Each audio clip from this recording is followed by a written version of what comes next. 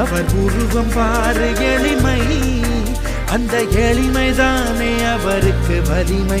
தலகணத்திடாத தலைவன் எங்கள் அண்ணன் மட்டும் தான். ஜப்பான் போனா சூப்பர் ஸ்டார், ஜெர்மனி போனா சூப்பர் ஸ்டார், அமெரிக்காவில் சூப்பர் ஸ்டார், ஆப்பிரிக்காவில் சூப்பர் ஸ்டார். பாட்டாளிகளின் பணியன கவனி, பள்ளி பிள்ளைகள் பயில கவனி, காய்கறி விற்கும் தாய்க்குளம் தூக்கும் கூடையில் கூட சூப்பர் சூப்பர் ஸ்டார். கடவுள் யாருன்னு யார்